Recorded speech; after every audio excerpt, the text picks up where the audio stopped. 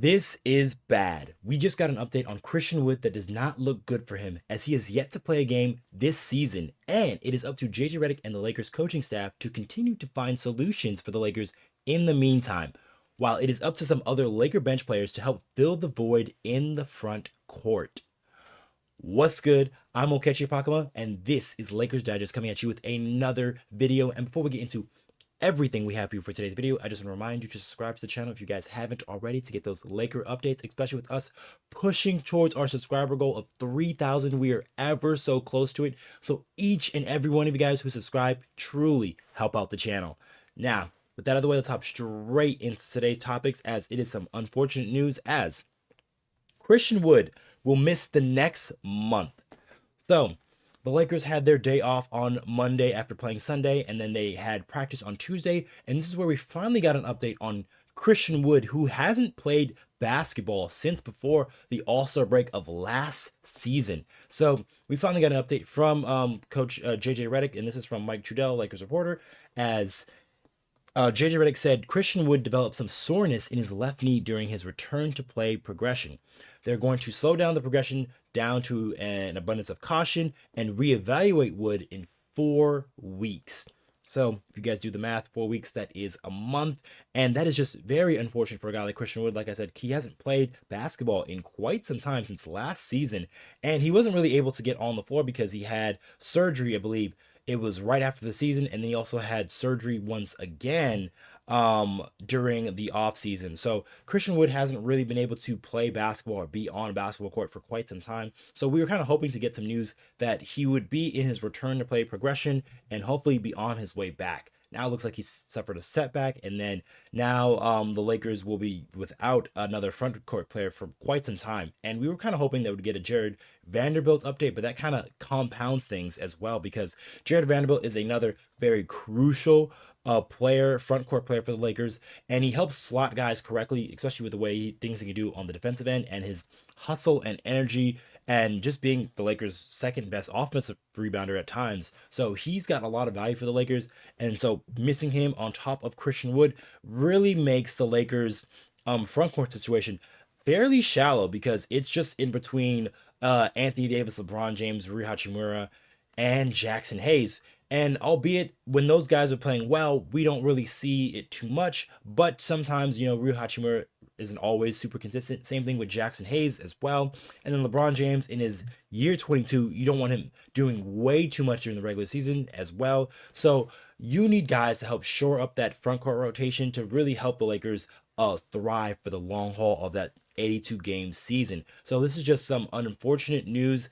And while the Lakers did get some solid news, obviously last week, getting Christian Koloko back and having him play some minutes there, it looks like he might have to play some minutes, spot minutes here or there, say if a guy like Anthony Davis or even a guy like LeBron James misses a game here or two, because the Lakers don't have any other bigs on the roster. So this really kind of puts the Lakers in the bind. And I'm not saying that Christian Wood is like the most important player, but he could be useful at times for the Lakers, because he can help them play a different style because of his ability to shoot the basketball, and also his ability to score the ball, because the Lakers have had a pretty poor bench scoring unit. I mean, they put D'Angelo Russell in there to help shore it up a little bit, and it's been helping the Lakers some, but it could be better if you had a guy like Christian Wood, who is a proven scorer in this league. This guy's gotten 15 to 18 points per game in this league, and he's done it off the bench, and he's done it as a starter as well. So it's just unfortunate for the Lakers that they can't use a guy like him. And then when he's even injured like that, so you can't even trade him off the roster, because no other team is probably going to want somebody who is not playing for them currently. So this is just an unfortunate situation for the Lakers and Christian Wood, who has yet to play basketball here. And that just kind of adds to the list of just injuries there for the Lakers, as they got the injury report for tomorrow. And well, the good news we did get from practice is that Anthony Davis and his eye, it looks like he's going to be cleared to play. And I got to show you guys a picture of that, because Anthony Davis did look a little red there, but he is cleared to play, and he's just only listed for the plantar fasciitis. D'Angelo Russell, who did not practice yesterday, because of an illness is probable for tomorrow. So it looks like he'll be good to go tomorrow. And then Jackson Hayes, he is listed as questionable with the right ankle sprain, but Jackson Hayes, I believe, was also on the injury report prior. So hopefully he's able to play, or the Lakers will have to see some maybe Christian Koloko minutes there and that backup center. So the Lakers are just a little banged up, especially in that same spot there in that front court position with Anthony Davis dealing with the plantar fasciitis, Jackson Hayes with the rolled ankle, and then Christian Wood, who is out for now a month longer, and then Jared Vanderbilt, who we have yet to get an update of as of right now. But that leads me to my next topic, as the next man up for the Lakers, because that is very important here. Because for the Lakers, they're still going to continue to play games. The games are on the schedule. They have to play these games. So guys are going to need to fill those needs, especially off the bench there for the Lakers, because their bench has been one of the worst benches in the league. So switching over D'Angelo Russell helps that some, but then they still need to get some guys going. Guys like, I think, like Dalton Connect, who I think can play better. A guy like Gabe Vincent, who I can think can play much better, because we've seen that. And then even guys like Max Christie as well. But up there in that front court, there's one guy in particular who has been pretty solid for the Lakers, and that is one Jackson Hayes there. As Jackson Hayes has been tremendous for the Lakers off the bench at some spots there. If we take a look at his stats for the season, they're not really eye-popping stats for a guy coming off the bench, but he averaged about 6.3 points per game, about 4.6 rebounds per game, just about under assists per game, and then under a block per game. And I envision that to go up, because he is looking pretty solid and being in the right spots, not fouling too much. The Lakers can play a guy like Jackson Hayes where he doesn't foul out as well.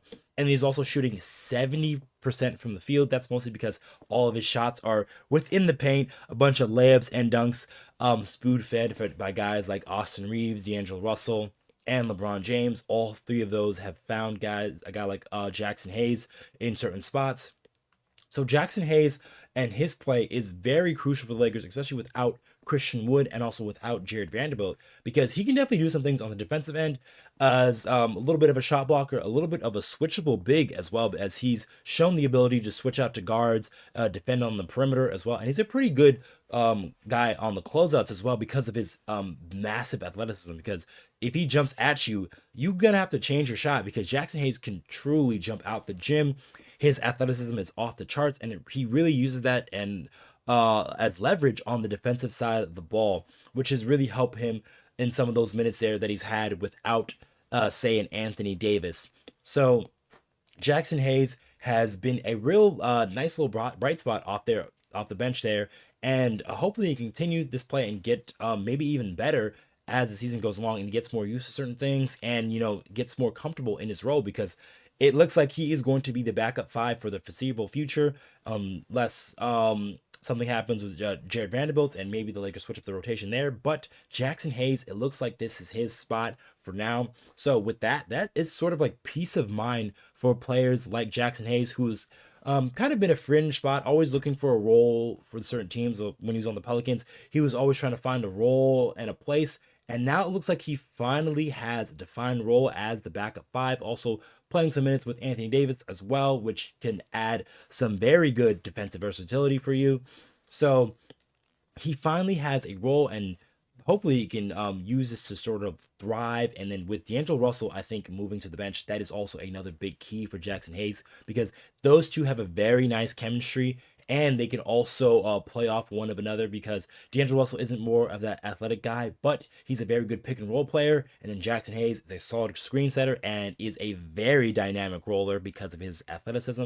So D'Angelo Russell is very good at finding guys for passes, and it's any type of pass, whether it's a bounce pass, an alley-oop pass, or one of those no-look passes that he's been throwing to a guy like Jackson Hayes, can really do some numbers off the bench for the Lakers, and really help that bench scoring, which is in sore need of scoring buckets off that bench there. But I also did say earlier that I was going to show you a picture of Anthony Davis, because he was cleared to play for tomorrow's game against the Grizzlies, and I believe he will play. Let's just take a look at his eye there, because he was whacked in the eye by Jakob Poeltl when he had a tremendous block shot there. And this is from Dan Wokey, who took a picture and posted it online. And you can see there in his left eye there, it's from the right side, obviously, as if we're seeing it, but in his left eye, it's very red in that area.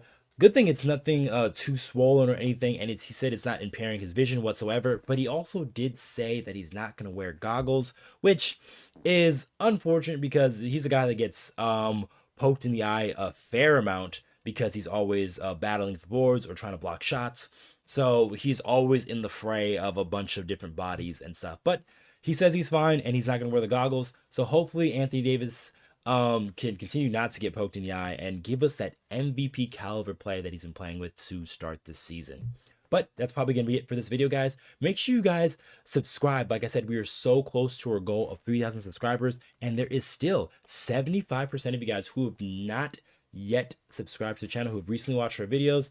And if you guys want more of that Laker content, Laker news, and game recaps, you guys are going to come right here to Lakers Digest so you don't miss any of that action. And also leave a comment down below of what you think what's up with Christian Wood and how unfortunate it is for a guy like him. And do you think a guy like Jackson Hayes can continue to really improve his play off the bench and be that solidified backup big that the Lakers desperately need? Let us know in the comments down below. I have been your host, Okechi Apakama, and I'll catch you guys on the next one.